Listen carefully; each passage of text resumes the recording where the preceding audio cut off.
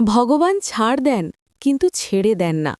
এর অর্থ হল ভগবান মানুষকে সংশোধনের সুযোগ দেন, ভুল বুঝে ফিরে আসার সময় দেন, কিন্তু যদি কেউ সেই সুযোগের অপব্যবহার করে তবে কর্মফল থেকে সে কখনোই পালাতে পারে না।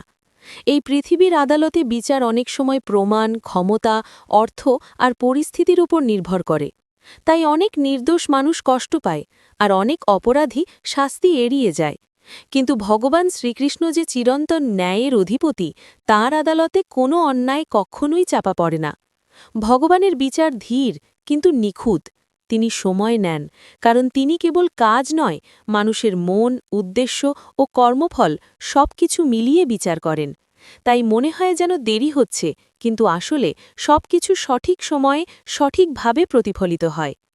তাই ভগবান শ্রীকৃষ্ণ গীতায় কর্মফল সম্বন্ধে বলেছেন, কর্মণ হ্যপি বোদ্ধব্যং চ বিকর্মণঃ অকর্মণশ্চ বোদ্ধব্যং গহনা কর্মণে গতিহি। অর্থাৎ গীতার কর্ম, বিকর্ম ও অকর্ম সম্বন্ধে সবার জানা উচিত, কেননা মানুষের প্রতিটি কর্মের ফল অনিবার্য।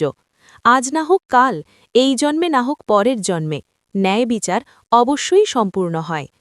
তাই পৃথিবীর বিচার আংশিক, কিন্তু ভগবানের বিচার সম্পূর্ণ। পৃথিবীতে সত্য চাপা পড়তে পারে, কিন্তু ঈশ্বরের কাছে সত্য চিরদিন প্রকাশিত।